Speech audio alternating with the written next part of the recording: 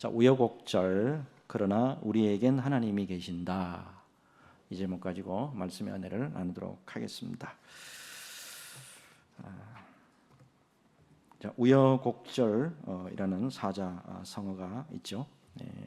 한자를 한번 들여다보면 돌아갈 우자에다가 남을 여, 그다음에 구벌곡, 꺾을절 이렇게 돼 있죠. 이게 돌아가는 길과 굽어진 마디 뭐 이렇게 일단 해석이 가능한데, 자, 옛날에 어느 젊은 학자가 있었는데요. 과거 급제를 이제 목표로 해서 매일같이 열심히 공부하고 성실하게 삶을 살았습니다. 하지만 그가 가는 길에는 늘 이렇게 장애물이 참 많았습니다. 시험장으로 가는 길에 큰 다리가 끊어져 가지고 멀리 돌아가는 일도 있었고, 겨우 도착해 가지고 이제 보니까 자기가 가져왔던 걸로 지금 보였는데 서책을 참고해야 될 서책이 없는 거예요. 그 중간에 오다가 서책을 잃어버린 거야. 그래서 또 그날도 낙방합니다. 그 후에도 수차례 과거에 도전을 했지만은 집안에 갑작스런 또 병환도 생기고 재난이 겹쳐가지고 시험 한번 제대로 치기가 쉽지 않았어요. 주위 사람들은 이렇게 말합니다. 참 저 사람 보니까 참 일도 많고 참 탈도 맞는 인생이다 라고 혀를 차기도 하고요. 또 왜 나는 이렇게 험한 일이 많은가 스스로 자괴감도 생기기도 합니다. 자, 그렇지만 이분 대단해요. 포기하지 않습니다. 20번째 드디어 과거에 급제하는 영광을 맞이하게 됩니다. 이분이 이런 말을 했어요. 곧은 길은 아니었지만은 그 모든 굽이치는 길이 결국 나를 단단하게 만들어서 이곳까지 오게 해줬다. 결국 우여곡절이란 말, 이거는 과정이 복잡하게 얽혀가지고 순탄하지 않음을 의미하는 거예요. 자, 이 우여곡절을 참 많이도 겪은 사람 중에 한 사람이 바로 믿음의 조상 아브라함이라고 할 수가 있죠. 언약의 말씀이 있긴 있었어요. 하나님이 분명히 명령하셨잖아요. 그래서 갈대아 우르에서 가나안 땅까지 엄청난 거리입니다. 거기까지 와가지고 아브라함에서 아브라함으로 이름이 바뀌게까지 됐는데, 그때까지 뭐 순탄하게 된 게 아니잖아요. 참 많은 시련도 있었고 많은 변화를 경험합니다. 그리고 그 아들도 마찬가지예요. 우리는 그렇잖아요. 우리 자식을 낳았을 때 우리만큼은 고생 안 했으면 좋겠다. 우리 같이 이렇게 힘들게 살지 말기를 우리가 바라잖아요. 근데 이삭도 어때요? 하나님의 약속의 자녀로 산다는 거 이거 쉽지 않잖아요. 이삭도 들여다보면 참 많은 우여곡절을 겪습니다. 그 다음에 이삭의 아들 야곱은 또 어떻습니까? 이 사람이 말년에 애굽 왕 앞에서 바로죠. 이 사람 앞에서 고백하는 말이 유명하잖아요. 자, 창세기 47장 6절 보면 야곱이 바로에게 아르되 내 나그네 길의 세월이 130년이니이다. 내 나이가 얼마 못 되니 우리 조상의 나그네 길의 연조에 미치지 못하나 험악한 세월을 보내었나이다 하고, 정말이지 저의 인생도 참 우여곡절 많이 겪었습니다. 뭐 이런 표현 아니겠어요? 자, 그러면 그 믿음의 선진들의 뒤를 이어서 예수 그리스도를 믿고 살아가고 있는 우리의 모습은 어떠하죠? 우리의 모습도 그분들과 정도의 차이는 있겠지만 별 다르지 않죠. 많은 부분에 있어서 시련 경험하지요. 고통 경험하고 병마까지 경험합니다. 생각지도 못하는 병마 경험하잖아요. 그죠? 그리고 온갖 시행착오까지도 경험을 합니다. 그런데 자, 문제는 그 자체가 문제가 아니라는 거예요. 여러분, 믿음의 사람들도 온갖 어려움과 시련과 고난과 역경 경험할 수 있어요. 그런데 그 마지막이 어떠냐? 이거를 우리가 잊지 말아야 된단 말이에요. 그래서 특별히 오늘 말씀을 나누면서 우리 주 하나님의 귀한 뜻이 어디에 있느냐, 깊이 한번 상고하는 귀한 시간 되시기를 예수님의 이름으로 축복합니다. 자, 오늘 본문 바로 들어가 보죠. 자, 12절 13절 보면 이삭이 그 땅에서 농사하여 그 해에 100배나 얻었고 여호와께서 복을 주심으로 그 사람이 창대하고 왕성하여 마침내 거부가 되어 그랬습니다. 자, 이삭은 아버지가 대단한 분이에요. 정말이지. 믿음의 조상이라고 불리는 그런 엄청난 아버지를 둔 사람이잖아요. 창세기 22장을 보니까 아버지 아브라함이 아들을 번제로 드리려고 하는 하나님의 명령이 내려졌을 때 아버지가 아들을 막 데려갈 때 나는 제물이구나. 나는 하나님 앞에 번제로 드려야 될 제물이구나. 이거를 알았던 것 같아요. 자, 그러면서도 순순히 순종하는 신앙의 소유자예요. 또한 또 더 기가 막힌 게 아버지가 정해준 아내입니다. 리브가 선 한 번 안 봤어요. 선 한 번 안 보고 얼굴 한 번 못 보고 말이야. 털끄덕 데리고 왔는데 결혼해라 그러니까 아멘하고 또 결혼까지 하는 순종의 모습이죠. 자, 이런 귀한 믿음의 사람인데 이 사람의 삶의 모습이 어떠한가 하는 거예요. 오늘 본문으로는 읽지 않았는데 1절하고 4절을 한번 보시면요. 자, 이삭이 아버지 아브라함이 돌아가시고 난 다음에 지도를 좀 보셔야 되는데 이해가 되시려면 자, 여기가 요단강이고요. 여기가 이제 사해, 그 유명한. 이제 요 왼쪽에서 이제 벌어진 일이에요, 모두가. 자, 이제 아버지 아브라함이 돌아가시고 난 다음에 어디 살았냐면 여기 살았어요. 부헬 라헬로이. 여기서 살았는데 아버지 때도 흉년이 들더만 자기 때도 흉년이 드는 거예요. 흉년이 드니까 할 수 없이 어디로 가요? 요 그랄 땅으로 갑니다. 자, 요 그랄 땅에 일단은 이주를 하게 되고 그 다음에 이제 조금 있다가 계속 말씀 보시면 아시겠지만 그랄 사람들이 시기하는 바람에 그 옆입니다. 그랄 골짜기로 옮기게 되고 다시 또 부엘세바로 옮기게 돼요. 자, 이 사람도 인생이 장난이 아닙니다. 자, 특별히 근데 이삭에게 직접 또 하나님이 나타나시는 말씀이 또 나와요. 자, 혹시나 하나님이 그랄로 딱 가는 걸 보니까 얘들이 혹시나 이집트로 내려갈까봐, 애굽으로 내려갈까봐 하나님이 애굽으로 내려가지 마라 그러죠. 애굽이 여기 있단 말이에요, 밑으로. 그럼 못 내려가게 하신단 말이에요. 그리고 요 가나안 땅 여기에 머물면 내가 너 아버지에게 약속하신 복을 그대로 너에게 전수하겠다. 요 말씀까지 주셨단 말이에요. 자, 그래서 이삭은 12절을 보니까 이제 그랄 땅에 머물렀고 농사를 지어요. 이 사람은 원래부터 농사 짓는 사람이 아니잖아요. 목축하는 사람인데 일단 농사를 지었는데 그의 100배를 결실을 합니다. 그리고 뭐라고 하냐, 마침내 거부가 됐다. 부자까지 됐네요. 여기까지 보면 어때요? 사는 게 나름대로 뭐 순탄한 것 같죠. 자, 그런데 그 다음부터가 이제 문제란 말이에요. 자, 14절 15절 양과 소가 때를 이루고 종이 심이 많으므로 블레셋 사람이 그를 시기하여 그 아버지 아브라함 때에 그 아버지의 종들이 판 모든 우물을 막고 흙으로 메웠더라. 자, 블레셋 사람들이 가만히 안 있습니다. 이삭을 시기해요. 시기하는 것뿐만 아니고 아버지 아브라함 때 팠던 우물을 막고 흙으로 메꿔버리네요. 외부에서 굴러온 사람이잖아요. 소위 말해서 외부에서 굴러온 돌이 말이야. 외부에서 굴러온 나그네가 자신의 영토에서 자기들보다 더 부요하게 사니까 뭐가 아파요? 배가 아프지. 자, 그 다음에 당시 생명까지 이게 생명과 직결된 게 뭐냐면 우물 아닙니까? 그 나라는 우물 없으면 물 없으면 죽잖아요. 그 우물까지 메꿔버렸다는 건 무슨 뜻일까요?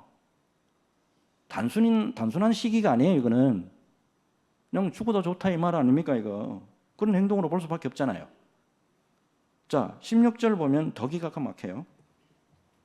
아비멜렉이 이삭에게 이르되 네가 우리보다 크게 강성한즉 우리를 떠나라 그런다고. 블레셋 왕 아비멜렉이 야, 우리 이 땅에서 나가. 요거 이제 NIV 성경 이렇게 좀 보시면 move away 이렇게 표현하고 있거든요. move away. 이사 가라 이 말이에요. 이사 가라.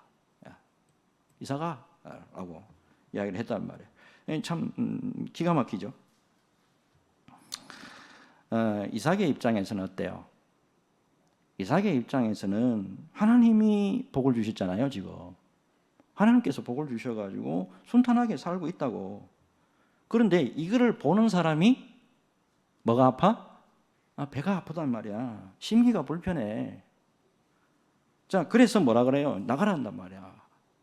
자, 그래서 요거를 해석을 할 때 많은 목사님들 어떻게 해석을 하냐 하면 우리가 잘 되잖아요.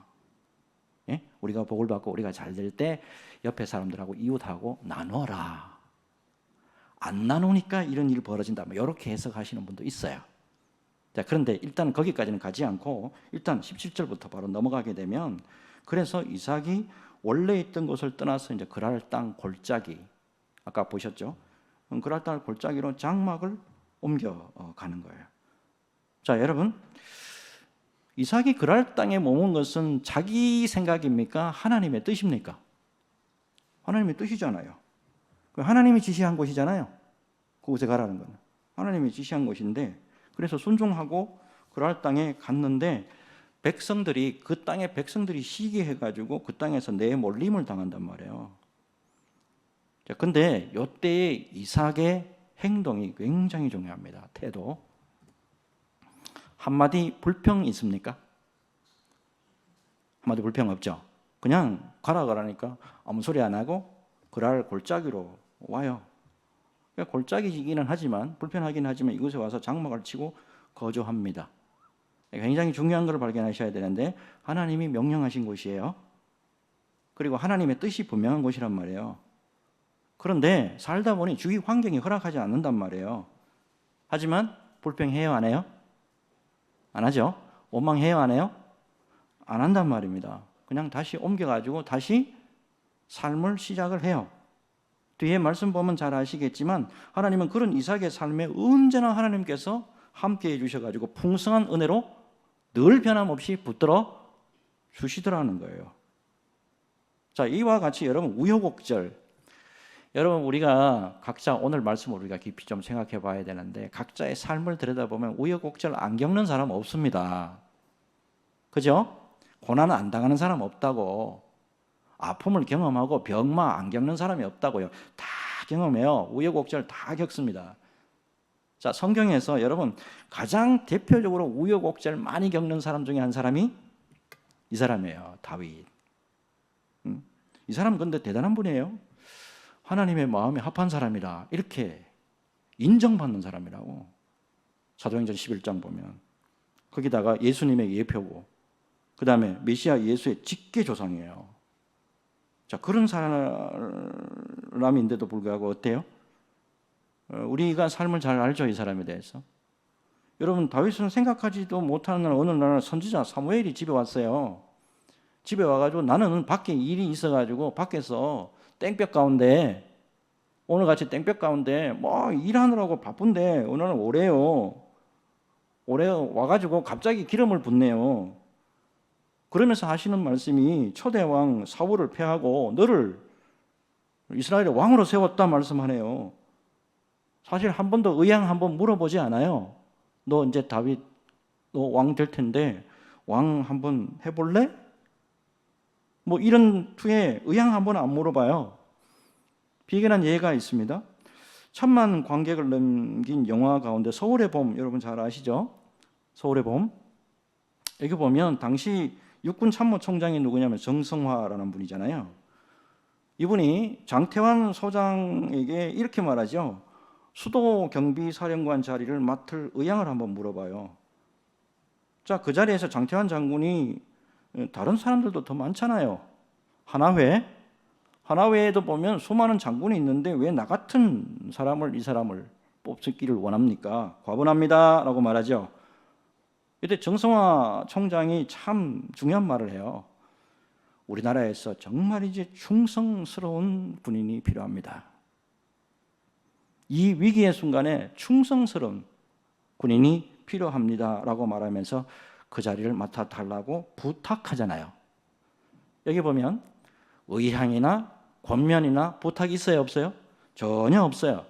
무조건 왕이라고 하는 직분을 줘버린다고. 자, 이때부터 이제 다윗이 온갖 고난 속으로 들어갑니다. 특별히 사울 왕으로부터 시기를 받아가지고, 여기도 시기 나오죠. 여기도 시기를 받아가지고 죽음의 문턱을 넘어들어야 된다 말이에요. 사무엘상 21장부터 30장까지 한번 보세요. 사무엘상 21장부터 30장 근 10장 동안에 보면 전부 다윗이 도망하는 내용이에요. 사울이 노골적으로 다윗을 죽이려고 하니까 제일 먼저 어디로 도망가느냐, 이 노브 땅의 아히멜렉 제사장에게 도망갑니다. 가가지고 얼마나 배가 고픈지 제사상에 나오던 그 거룩한 떡이라도 좀 달라고 해가지고 먹는 장면 아닙니까 이거. 이어서 구게로 나가죠. 블레셋으로 망명합니다. 그것도 평안하지 못해가지고 아둘람 굴이라고 유명한 굴이 있죠. 여기에 또 400명이나 버글버글합니다. 여기에 모여들어요. 심지어 어디까지 가느냐, 정조 할머니 루세 고향이죠. 정조 할머니 루세 고향 모압 미스베까지 도망간다고.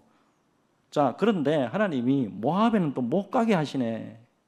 모압에는 또 내려가지 마라 그런단 말이에요. 그래서 할 수 없이 나와가지고 유다 산골에 좀 피했다가 보세요. 십광야, 마온광야, 엔게디 광야, 바란 광야 등으로 피신합니다. 이게 다 마지막이었으면 좋겠는데 또 아니라고 다시 돌아서 십광야로 갔다가 다시 또 구게로 또 망명하게 되는데 블레셋 가드로 간다고. 블레셋 가드에 가가지고 그 유명한 수염에다가 침을 흘리면서 미친 짓까지 해야 된다고. 왜? 살아남아야 되니까. 근데 하나님이 기어코 당신의 기름 부은 사람을 마침내 세워서 이기게 하시고 승리의 자리에 세우시잖아요. 자, 그게 바로 시편 18편 내용 아닙니까? 시편 18편 보면 다윗이 이 모든 과정을 겪고 난 다음에 하나님 앞에서 영광 돌려드리면서 지은 시편 아닙니까? 자, 시편 18편 1절에서 3절 같이 읽습니다. 시작. 나의 힘이신 여호와여, 내가 주를 사랑하나이다. 여호와는 나의 반석이시요 나의 요새시요 나를 건지시는 이시요 나의 하나님이시요 내가 그 안에 피할 나의 바위시요 나의 방패시요 나의 구원의 뿌리시요 나의 산성이시로다. 내가 찬송받으실 여호와께 아뢰리니 내 원수들에게서 구원을 얻으리로다. 아멘. 이거는 뭐 구약의 대표적인 사람이라고 한다면 신약에는요, 신약의 우여곡절을 겪은 사람 또 한 사람 또 들라면 이 사람이죠. 사도 바울이에요. 사도행전 16장 보면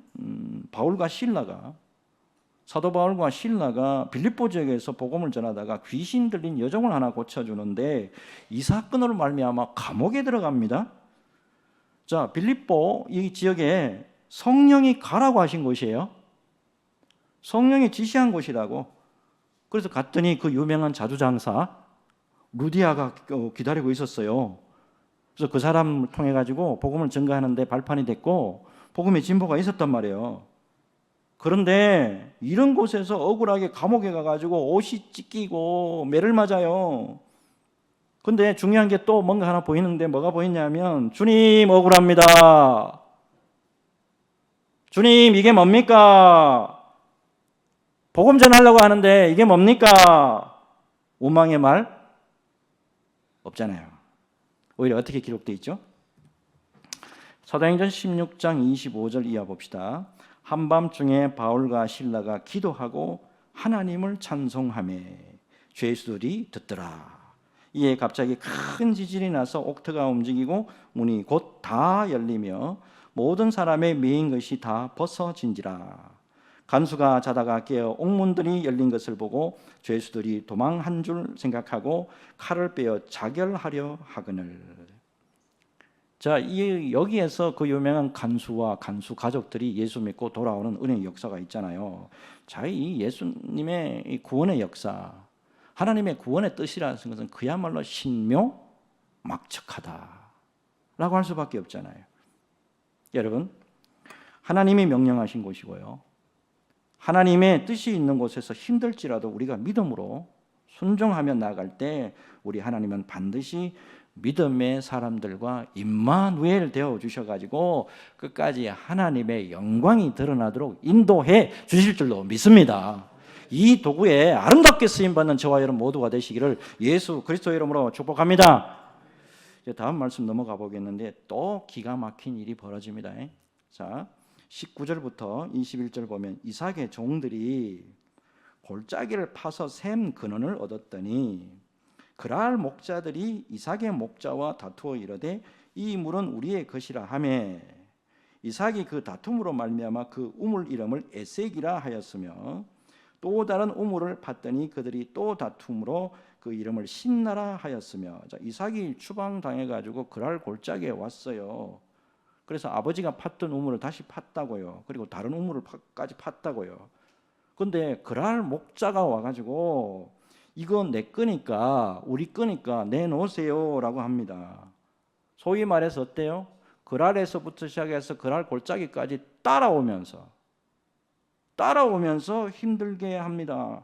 상당히 이삭의 입장에서는 기가 막히죠.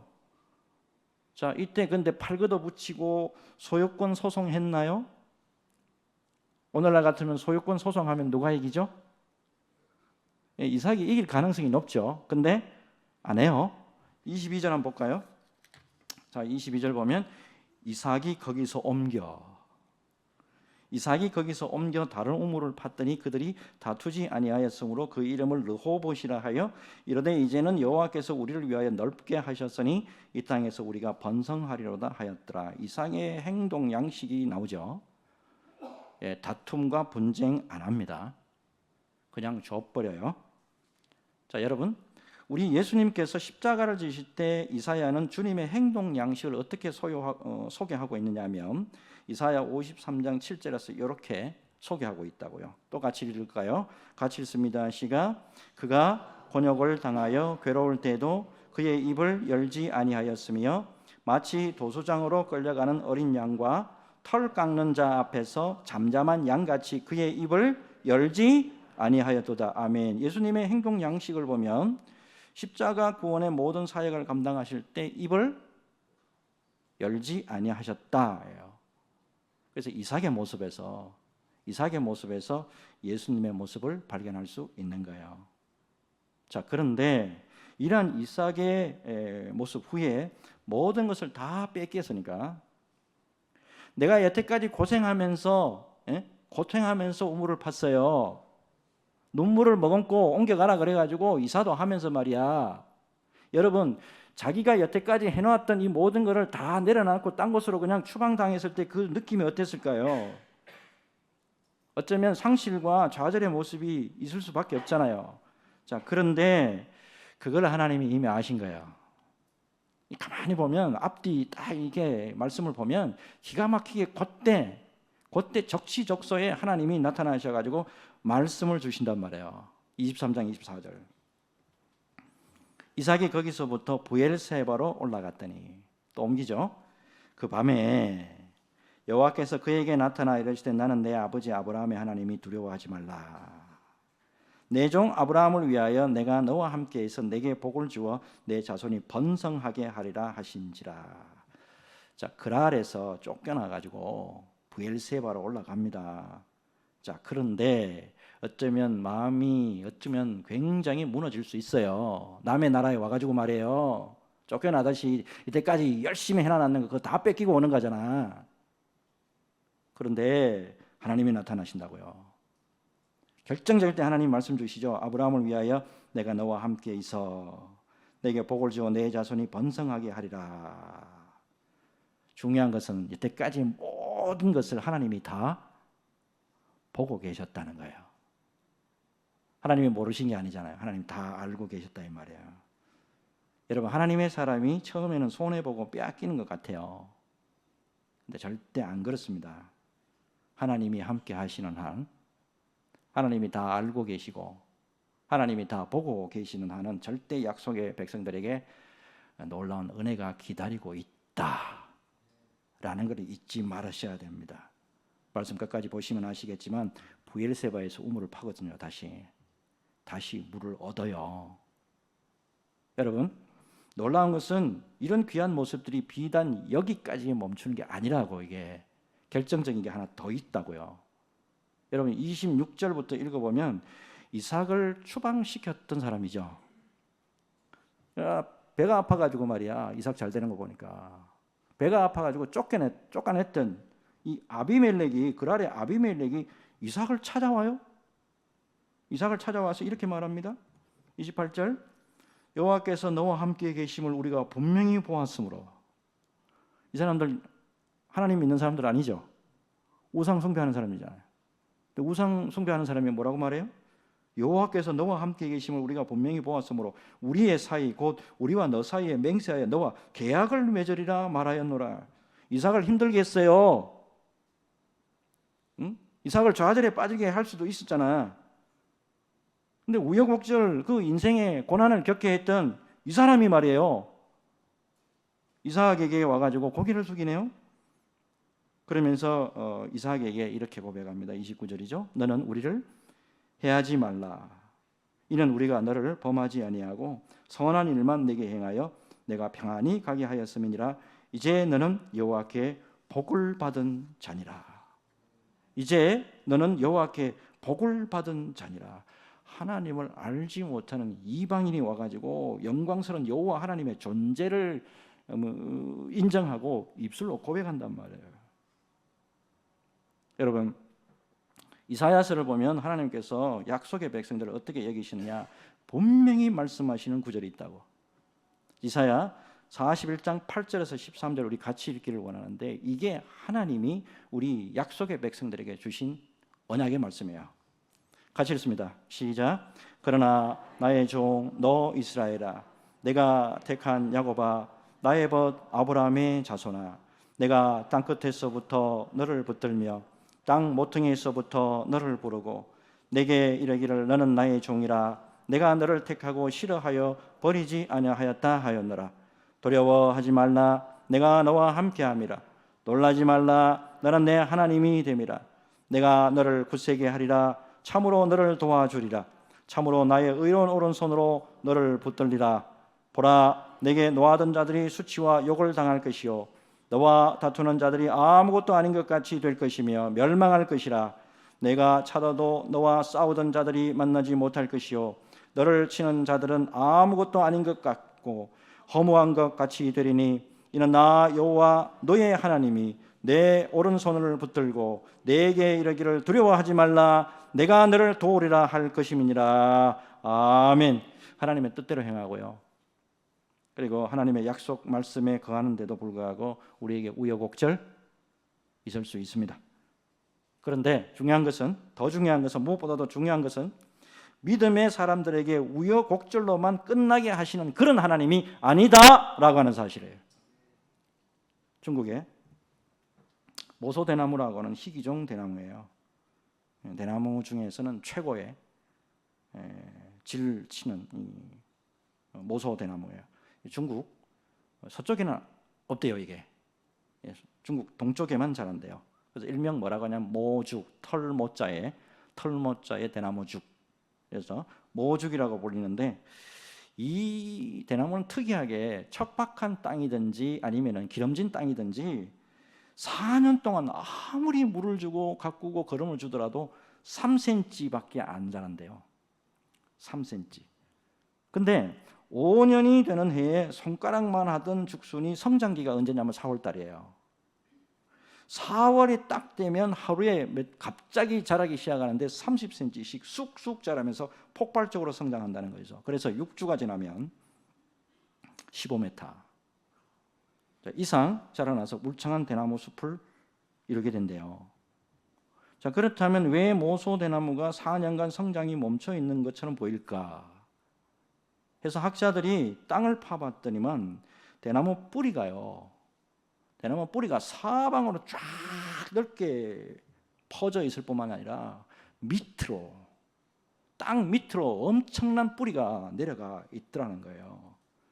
전혀 안 자란다고, 4년 동안 안 자란다라고 생각을 했었는데 실제로 보니까 넓고 깊은 뿌리에 넓고 깊은 뿌리로 성장을 밑으로부터 먼저 하고 있더라는 거죠. 그래서 5년부터 시작해가지고 엄청난 속도로 대나무가 자라났더라는 거죠.